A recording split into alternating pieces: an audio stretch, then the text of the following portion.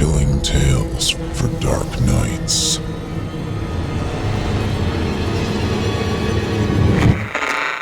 Want to make sure you never miss a Chilling Tales for Dark Nights video again?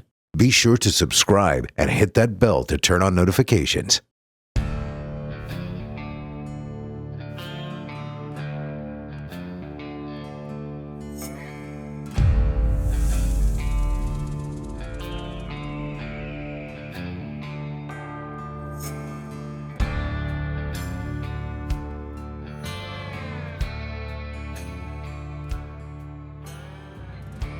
Well, Happy New Year, friend. Glad you haven't resolved to quit on me yet. In fact, I heard this show is great to listen to at the gym. So, until you cancel your new membership in 2 weeks or so, I'm sure we'll spend plenty of time together. Good tip, Chester. Once you give up on that Bowflex machine, it'll make an excellent towel rack. Not a sponsor.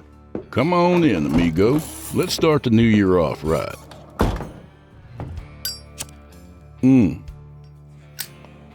Alright, smoke 'em if you got 'em and drink those glasses to the bottom, y'all.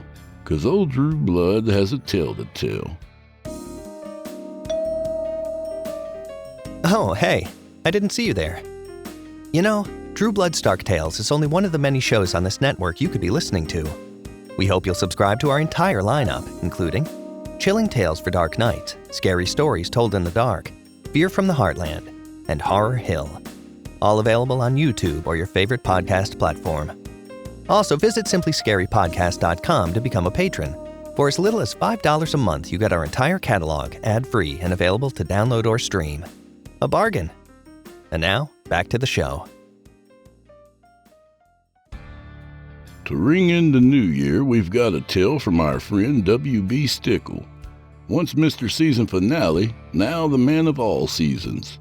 This one's a tale of cosmic horror wrapped up neatly in an old lunchbox.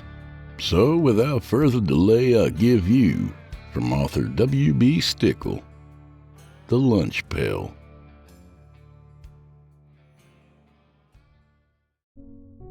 All right, Mr. Martin said as he handed out the last batch of quizzes. I hope everyone did their reading assignment last night because this one has proven to be a bit of a doozy. A collective grumble circulated through the class, which he swiftly quelled by arching his left eyebrow. By this point in the year, they each knew his nonverbal cues by heart, with the eyebrow thing being the most serious. Not exactly the response I was hoping for, he said, his words laced with disappointment. Usually you guys and gals lead the way. You know, set the standard. He waited a beat to let that sink in, then sucked his teeth and retreated to his desk at the head of the class. Watch out for question 5 in particular, he added as he took a seat. The earlier classes all stumbled with that one. They were in the middle of dissecting Orwell's Animal Farm, one of Mr. Martin's all-time favorites. Question 5 centered on how Napoleon had chosen to express his contempt for Snowball's windmill plans. Despite his having foot-stomped the need to fully understand the passage, it was still the highest missed question of the day. Thinking of ways to fix it, he glanced up at the clock mounted above the room's massive whiteboard. It's currently 1:30, he said. You have until 1:45 to complete your quiz. Get to it. The room erupted in a flurry of quiz sheets being flipped over, then descended into silence as the students set to work answering their questions. Pleased, Mr. Martin shifted his attention from his class and focused on the stack of papers sitting on the desk before him. Yesterday's persuasive writing assignment. They weren't due to be graded until the end of the week, but Mr. Martin saw no reason to put off scoring them, especially since everyone had turned their assignments in on time. No time like the present, he thought, as he set his first essay in front of him. A slim little offering from Nick Ashton, titled, Why VR is Better Than PC and Game Console. Retrieving his red grading pen from his pen cup, Mr. Martin glanced up and did a perfunctory scan of the class to ensure they were all aptly engaged in the task at hand. By and large, they all were, with two surprising exceptions. The first was Mike Goldman, who seemed to be frozen in place with a pained expression on his face. The second was Kevin Dunlop, who for some damnable reason had decided to stare up at the ceiling instead of down at his quiz. Bemused, Mr. Martin folded his arms across his chest and spotted them a few moments to find their focus. After about 10 seconds, Mike Goldman hesitantly picked up his pen and began answering the first of the quiz's 5 essay questions. Kevin Dunlop, on the other hand, kept his attention trained on the ceiling. Mr. Martin took in a patience harnessing breath and addressed the boy. Everything okay, Kev? He said, drawing looks from the other students. I'm fairly certain none of the answers are up there. Kevin's eyes ticked toward Mr. Martin briefly before darting back to the ceiling. Oh no, Mr. M, he said in an airy tone. They're all up there. Are they now? Mr. Martin replied. Yes, sirree. Mr. Martin pursed his lips and surveyed the bone-white ceiling tiles. Strange. I don't see anything. Oh, Kevin said. You will. Unsure what to make of that, Mr. Martin adjusted his wire-rimmed glasses and straightened his purple instructor's blazer. Good to know, Kev. But as you are aware, we're taking a quiz right now. So knock off whatever this is and get back to work. Kevin's eyes ticked back to Mr. Martin, and a weird grin materialized on his face. I have a better idea, Mr. M, he said, lifting his hands in the air. Watch this. His hands kept rising, floating up above his head like weather balloons. When they could go no higher, Kevin levered his wrist forward and crooked his fingers, giving him the impression of an old-timey magician about to perform some grand trick.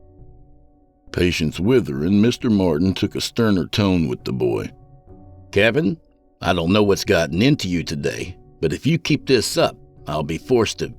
Before Mr. Martin could finish the thought, Kevin uncrooked his fingers and slammed his palms down hard against his desk's laminate surface. The resultant thunderclap drew a chorus of gasps from his fellow classmates. No stopping it now! He brayed, slapping the desk again. A heartbeat later, Kevin was on his feet, plucking a textbook from the tray beneath Susie Stanton's desk. Hey! Susie exclaimed. Put that back. Kevin smiled at her, almost sympathetically, then began tearing pages from the book. Doesn't matter, he told her, tossing the pages into the air. Not one bit. He quickly repeated the rip-toss process several more times, and within seconds the classroom resembled a shaken snow globe. Mr. Martin watched the scene unfold in a state of mute astonishment. In his 7 years teaching at Hawkins, he had never experienced anything like this. In truth, aside from a couple of half-hearted verbal spats that fizzled out on their own, he'd had a rather peaceful tenure at the academy. Quite the antithesis to the 5 hellish years he'd spent at the Audubon Middle School in L.A., where dealing with conflict was part of his daily routine. Mr. Martin, make him stop! The shrill plea, issued from Lily Leprario's pinched jowls, jolted Mr. Martin out of his little stupor. Shit, he thought, I'm losing the room. At Hawkins, losing control of one's room was cardinal sin number 2, right behind inappropriate touching of students, both fireable offenses. With this heavily in mind, Mr. Martin vaulted out of his seat and summoned all the fire and brimstone he could muster. Mr. Dunlop, he bellowed. Stop that at once! His words resonated through the room, bringing everything to an abrupt halt. Kevin himself froze mid-page rip, while everyone else snapped to like soldiers told to Tin Hut. Glad the tactic worked, but eager to press the advantage, Mr. Martin pointed to the classroom's sole door and said, Out! Now! Yeah! Susie Stanton said, her face twisted with rage. Get out, you jerk! Kevin blinked dumbly at the girl. A whirl of genuine confusion eddied in his eyes. You don't understand. You haven't seen it. You need to... Kevin, Mr. Martin said, cutting him off. I gave you an instruction, and I expect you to follow it.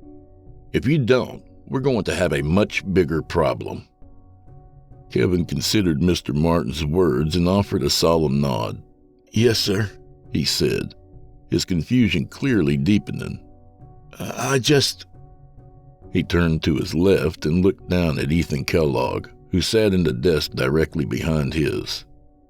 Ethan, the newest Hawkins enrollee, stared straight ahead, offering no sign that he was even aware of Kevin's presence. Show them, Kevin pleaded, gesturing toward the metal lunch pail perched between Ethan's feet. Leave him alone. It was Celia Williams this time. Celia and Susie were BFFs, and Mr. Martin was fairly certain that she and Kevin had dated sometime in the recent past. Just do what Mr. Martin said. She urged him. And go before you get into more trouble. Showing no sign that he had even heard her, Kevin kept staring at Ethan, eyes pleading for the boy to respond. Ethan, however, just kept staring straight ahead as if lost in a daydream. Last warning, Mr. Martin growled. Seeming to realize he wasn't going to get what he wanted from the new kid, Kevin slumped his shoulders, dropped Susie's ruined textbook, and slowly made his way out the door. Good luck, dumbass, Mike Goldman muttered as Kevin shuffled by. The two were teammates on the lacrosse team. Kevin paused as if he intended to respond, but then exited the room without another word. As soon as the door clicked shut behind him, Susie eased out of her desk and set to work, gathering up all the scattered pages. What an asshole, she grumbled to herself. Nick Ashton got up to help her. Mr. Martin, meanwhile, removed his glasses and massaged the bridge of his nose. Thanks, guys, he said. He slid the glasses back on and addressed the class as a whole. Look, I don't know what was going on with Kevin, but I promise I'll get to the bottom of it. In the meantime, please finish your quizzes. Don't worry, the grade won't count. I'll be back before the end of the period. Hoping that was true, Mr. Martin collected what remained of his wits and went to deal with the boy.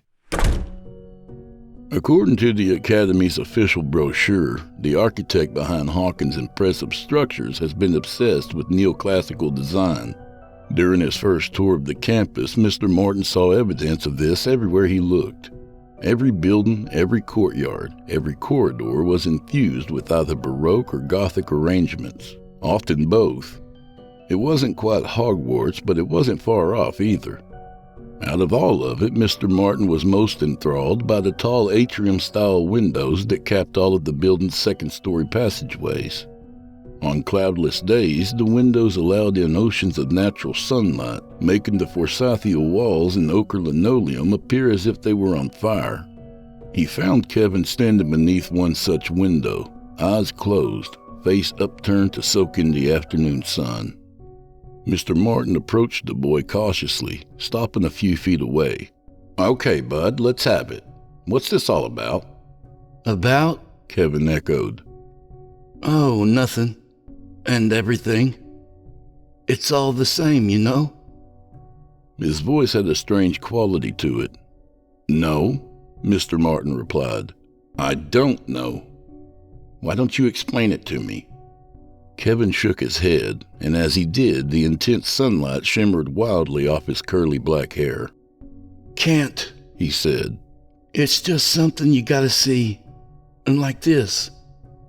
So saying, he stripped off his blue student's blazer and casually dropped it onto the floor. See? Mr. Martin stared in disbelief. Kevin, he said, have you lost your mind? I'm trying to show you, Kevin said, and began stamping his feet all over the esteemed garment, an act tantamount to flag burning at Hawkins. See it now? A ragged giggle burst from his mouth like staccato gunfire. Listening to it echo through the large hallway, which had always boasted great acoustics, a discouraging question surfaced in Mr. Martin's mind. What if this wasn't a garden variety tantrum? What if the kid really had blown a mental gasket? If so... Mr. Martin followed that thread to its inevitable conclusion, and his heart sunk a little. By rule, all suspected mental episodes had to be reported up the chain, and once that happened, administration was required to make a determination about the student's future at the school. While such episodes were rare at Hawkins, the ones Mr. Martin knew of all met unfavorable outcomes. Mr. Martin let out a long sigh. Kevin, He said, please stop so that we can take a walk downstairs, see Mrs. Skelly. Mrs. Skelly was the school's head counselor. To his surprise, the boy actually stopped. All at once, his legs quit pistoning, his feet went still, and he sort of just sagged there like a deactivated robot. Across the hall, a door creaked open. Everything okay, Bill? A voice inquired. Mr. Martin turned to find Mr. Hawthorne's hulking form poised in the opposite classroom's doorway, his caramel brown eyes surveying Kevin's odd stance. Mike, Mr. Martin said, relieved to see the man. Yeah, not really. He explained what had transpired and asked Mr. Hawthorne to keep an eye on his class while he escorted Kevin down to administration. Sure, Bill, sure, Mr. Hawthorne said. Take your time. Thanks, Mr. Martin said, patting Mr. Hawthorne's brawny shoulder. Of all the people he worked with at Hawkins, Mr. Hawthorne was the only one he actually considered a friend. Well, let me update my students, get them working on something. Then I'll take them down. Sounds good, Mr. Hawthorne said, picking up the discarded blazer. Here. Kevin merely smirked at him. No thanks, the boy said. I don't need it anymore. After assigning his own students an extra sheet of linear functions, Mr. Hawthorne slipped out of his classroom and plodded across the hall to Mr. Martin's room. Sorry, Kev, he said, thinking how unfair the universe was sometimes. Kevin was a good kid, academically sound, perpetually bright and happy, always courteous and respectful. A kid thriving in the prime of his adolescence. A mental break like this just wasn't fair. Wishing the kid well, he grasped the room's door handle and began to lever it open. As he did, a distinctly feminine voice bleated out, "Just show us already!" from somewhere beyond the door. Startled, Mr. Hawthorne loosened his grip on the handle and just listened for a moment. More words came, from the feminine voice and from other students, but he was only able to make out little snippets. Abruptly curious to know what he was walking into, Mr. Hawthorne glanced up at the small intercom panel mounted next to the door. The panel, a fixture among all Hawkins classrooms, allowed authorized faculty members to listen in on a teaching session without disturbing the teacher conducting it. As a senior staff member, Mr. Hawthorne had a code for the panel, though he had never actually had reason to use it before. Figuring this was as good a reason as any, he punched in his code and pressed the little red listen button. At first, all he heard was silence. Then Susie Stanton's voice leapt from the device's little speaker. "What's in there already?" The girl said. A gift, Came a boy's reply. from my dad. He was kind of famous. Maybe you've heard of him? Tom Kellogg? Murmurs rippled throughout the room, but no one said they were familiar with the name. Mr. Hawthorne recognized it, though, and deduced the reply had come from Ethan Kellogg. Doesn't matter. Ethan said. All that matters is this. There was a faint creaking sound. He left it in my room the night he went away. Mr. Hawthorne disengaged the intercom, his normally serious countenance softened. Like most news-watching Americans, he knew the Kellogg boy's story well. Such tragedy, such heartache. Was it possible the kid had chosen this quiet moment to talk about what he had been through? After only a couple of days being around this particular group of kids? If so, it was a pretty momentous deal. Often to give the boy a chance to say his piece, the big man strolled down to the end of the hall and gradually made his way back, allowing 3 full minutes to elapse. This time, when he got to the door, he went right in. Principal Hume sat back in her leather office chair and pondered everything Mr. Martin had just told her. And you have no inkling what set the boy off? She asked. No, ma'am, Mr. Martin replied. The principal, who could have passed as Kate Blanchett's twin sister, looked at her computer's flat screen and reviewed Kevin Dunlop's personal file. As you are no doubt aware, Mr. Dunlop's conduct warrants immediate expulsion, investigation to follow. I'll have to call his parents and have them arrange for someone to come fetch him. She went to reach for her desk phone, but withdrew her hand and touched a finger to her lips. Out of curiosity, Bill, you currently have Ethan Kellogg in your classroom, correct? Correct. Had he any interaction with Kevin at any time before Kevin's outburst? Mr. Martin ran through the last 2 days in his head. As far as he recalled, Ethan had been mouse quiet the entire time, never raising his hand and only given the tersest of replies when called upon. Mostly he just sat there gazing ahead or staring down at that old metal lunch pail of his, the one with NASA embossed on the lid. I don't believe so. Why? Not sure, said Principal Hume. It's just, I got a funny feeling from the boy when his aunt enrolled him on Tuesday. She seemed a bit off too, come to think of it. Babbled quite a lot. Quirky as hell. Understandable given the circumstances, Mr. Martin said.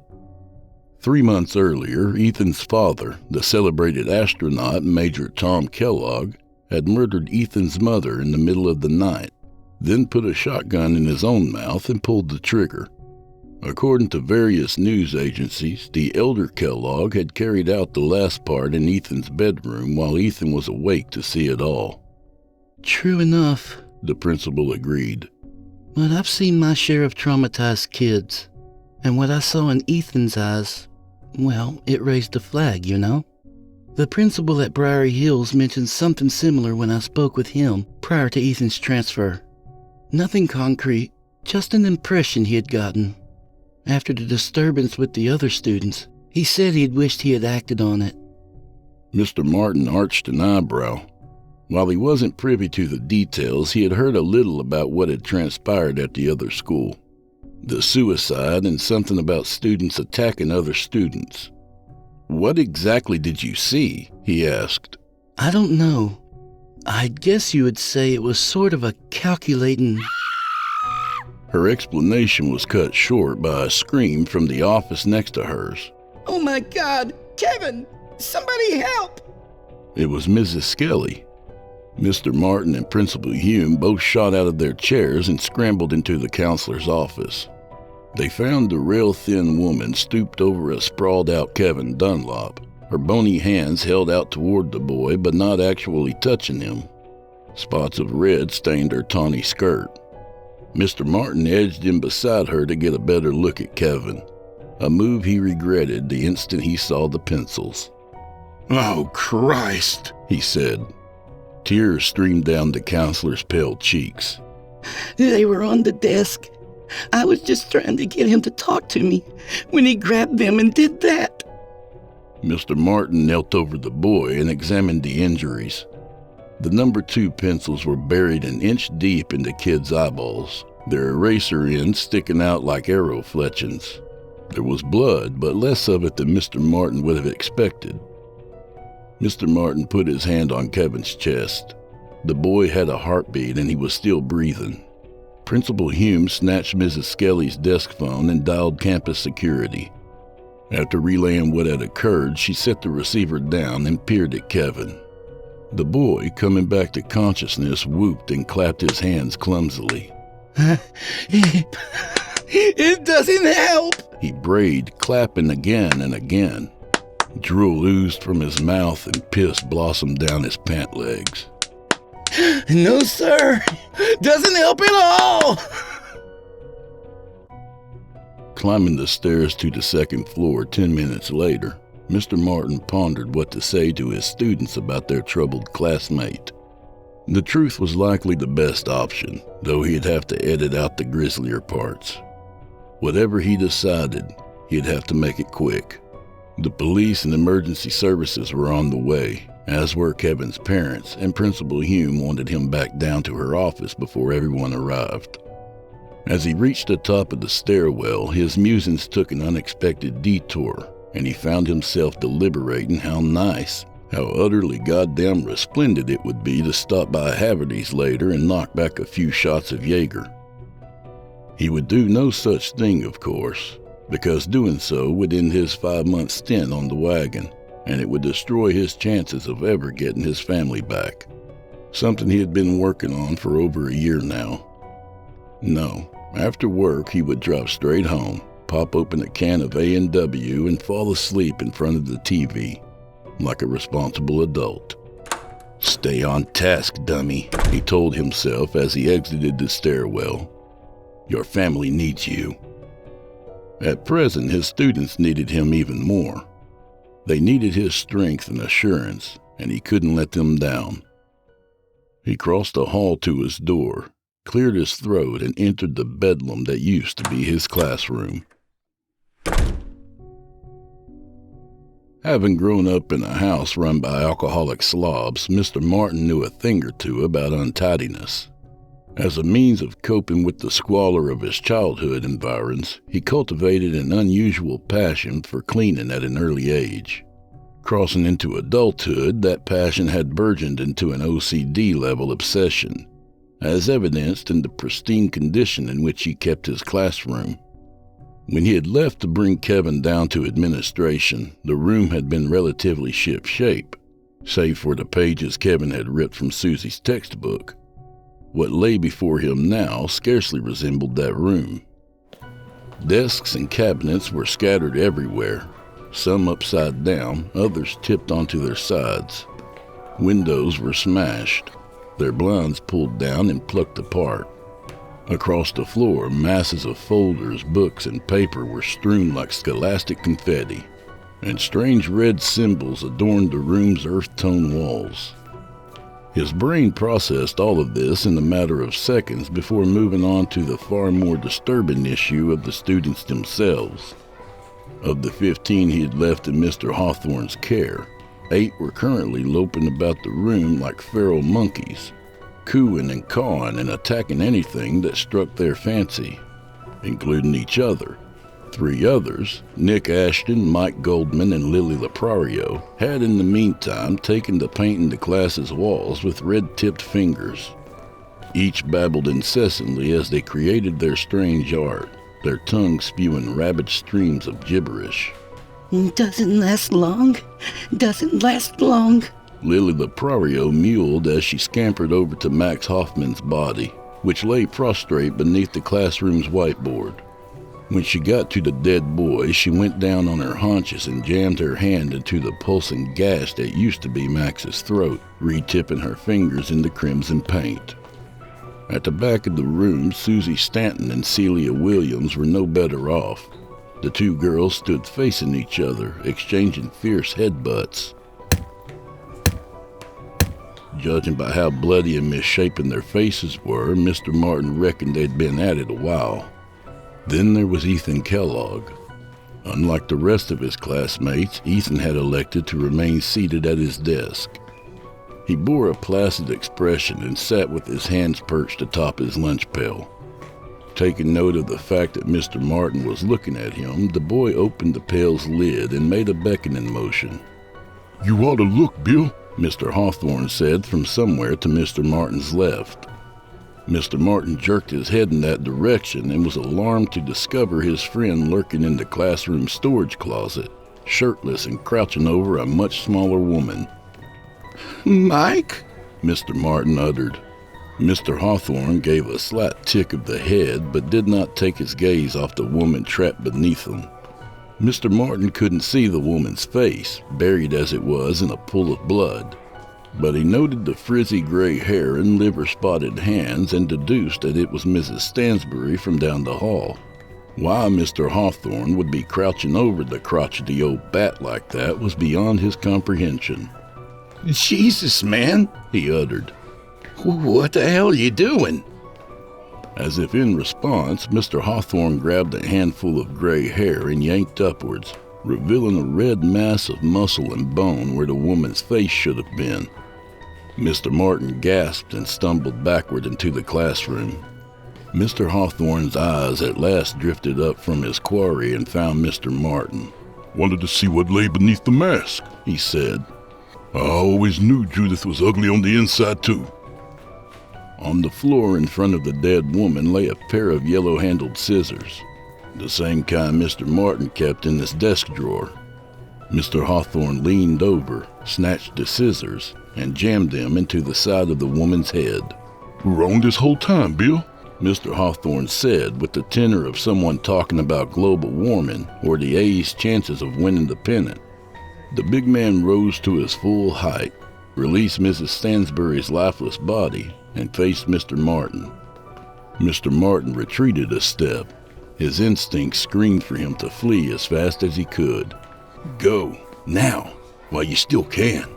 Heeding the impulse, Mr. Martin ripped open the door and bolted into the hallway. An instant later, his shirtless colleague exploded from the room and came barreling after him. Mr. Martin made a scared bleating noise and darted for the stairwell.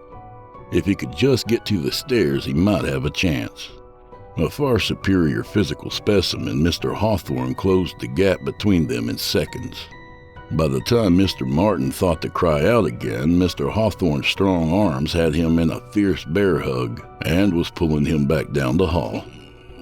You gotta see it, Bill, the big man said, squeezing hard. It's a real kick in the pants. Mr. Martin thrashed and kicked, putting everything he had into breaking free, but his friend was too strong. Mike, Mr. Martin wheezed. why are you doing this? Mr. Hawthorne squeezed harder, forcing the air from Mr. Martin's lungs. Mr. Martin's legs buckled, and he felt his strength draining from him. A constellation of black spots dotted his vision. Before he knew it, the two of them were back in his classroom. Right this way, Mr. Hawthorne said, dragging him towards Ethan Kellogg's desk. Ethan watched him approach, a faint spark of interest glimmering in his eyes. As they drew within a few feet, Mr. Hawthorne forced Mr. Martin to his knees. Hiya, Mr. Martin, Ethan said. On the desk in front of him sat the NASA lunch pail. Mr. Martin tried to stand up, but Mr. Hawthorne was an immovable force, his grip ironclad. Ethan placed his hands on either side of the pail and slid it forward. Its lid was still open. Look. Mr. Martin attempted to resist, every iota of his being telling him not to look. But something about the pail, some intangible magnetism, pulled his gaze towards the metal box. And he looked. Initially, he wasn't quite sure what lay within. An object of some sort, an irregular black ball, something akin to a piece of coal. What? Mr. Martin said. Then his eyes shifted focus, and the ball undulated, seemingly collapsing in on itself, its essence there and not there. As he did, he felt a pleasant click in his mind, felt himself drawn in, felt his entire psyche slip into the thing's onyx depths. It was a keyhole, he knew, a pinprick portal through which everything existed, the beginning and the end. The expanse's totality and the void beyond, the entire construct unfurled. It was the enormity of hope and the magnitude of failure.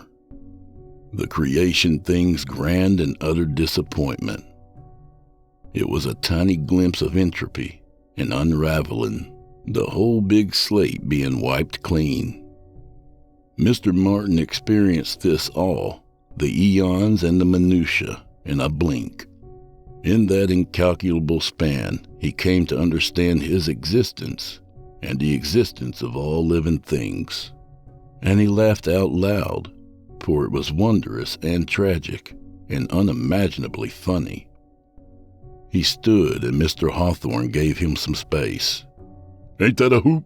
The big man said. Mr. Martin beamed up at him. A hoot, he said. I'll say. Mr. Hawthorne guffawed at that and meandered over to the windows, where he retrieved a shard of broken glass. Mr. Martin resumed surveying the room. His gaze moved from bloodied teenager to bloodied teenager before landing on Mrs. Stansbury's body, specifically the scissors jutting from her head. He so wanted to bury them in his own head, to disrupt the vile truths buzzing about his neurons. It was too much, too much, too much. The notion cycled over and over in his head, each pass stripping away another layer of his consciousness. Soon he no longer cared about himself, his family, or the world at large. "Excuse me, Mike," he said. "There's something I need to borrow from Judith." Ethan Kellogg closed his lunch pail, got up, and moseyed out into the hallway. Across the broad corridor, the door to Mr. Hawthorne's classroom stood open. A number of Mr. Hawthorne's students were gathered at the threshold, drawn from their seats by the sounds emanating from Mr. Martin's room.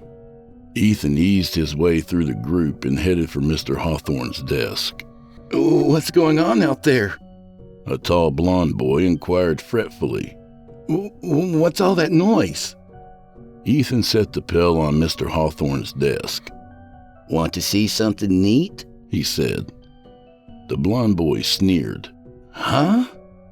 It's from outer space, Ethan said, scrutinizing the rest of the students. Several perked up at the mention of space and gravitated toward Ethan. The others hesitated, torn between their compulsion to know what was going on across the hall and their curiosity regarding the pail's contents. Eventually, curiosity won out, and the rest joined their more decisive classmates. Anyone heard of T-168? Ethan asked as they gathered around him. A short red-haired girl with a billion freckles said she had. It's an asteroid, right?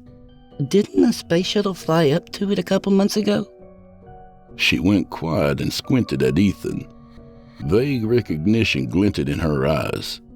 Wait, you're him, aren't you? The new boy whose daddy was on the shuttle. Ethan nodded and touched the lunch pail. He found it up there, half embedded in a chunk of palladium ore. He said there were others, but he felt a connection with this one. So he collected it in a sample container. They move freely and snuck it aboard. See how it moves? Ethan nudged the thing and it bobbed sluggishly about the pail's interior before settling back in the center. His first night home, he came to my room. He was different. I could see it. He told me about what he had found. Said it needed to be shared with everyone, but he couldn't be the one to do it. His mind was too fragile. I didn't understand. He said it was okay and showed me. But just a quick peek. Enough to see, but still show others. Because everyone needs to know. You're talking nonsense, the red-haired girl said. What is it already? Ethan opened the lid. One of many more to come, he said. And soon. A couple decades may seem like a long time, but it's not. He beckoned them forward. One by one, then they came, each taking their turn and wandering away. Some stayed in the room, frothing and keening and caving in on themselves. Others went out into the hallway, eager to spread the inglorious word. After the last of them had had their fill, Ethan closed the pail's lid and exited the room. As he stepped past a pair of students locked in a contest to see who could pull the others' tongues out first, he mused how much better it was going this time around, compared to the previous time at the other school. In the distance, sirens had begun to shriek. Ethan registered this with a wan smile and started down the hall towards Mrs. Stanbury's room.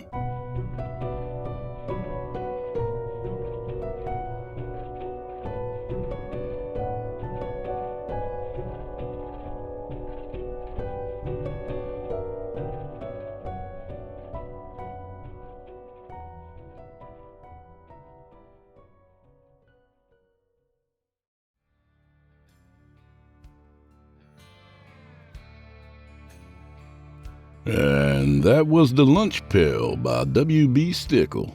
A good reminder not to look so deeply into things, not even your pal's lunchbox. A little about the author. Our pal W.B. Stickel lives in upstate New York with his wife and son and a crazy-ass plothound named Bailey.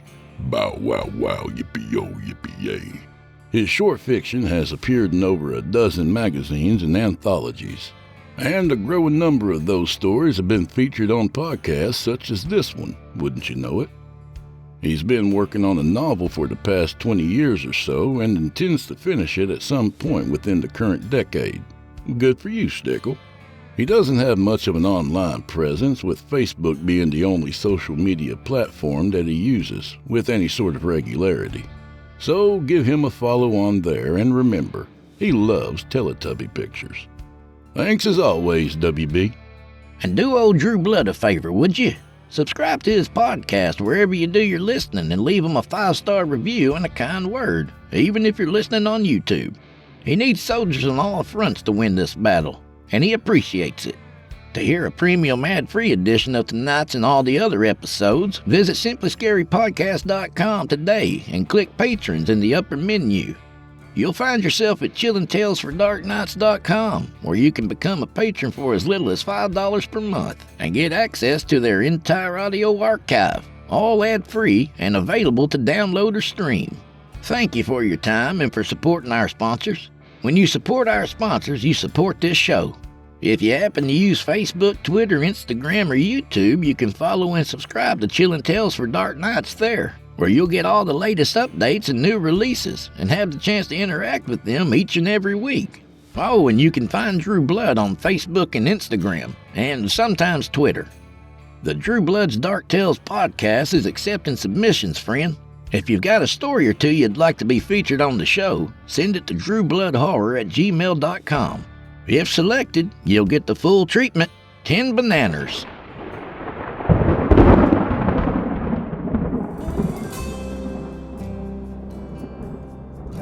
Well, I'm afraid this is where we part ways, at least till next week. So grab a drink for the road, friend. And if you've cleaned up your act for the new year, that's great. Just remember, the creation thing couldn't care less. Hey, a big shout out and a happy new year to all my patrons. I hope everybody had a safe one this year. And remember, Drew Blood loves you. So may the wind be at your back, and may the road rise up to meet you. Thanks for enjoying the end times with us, y'all. And until next week, go fuck yourselves.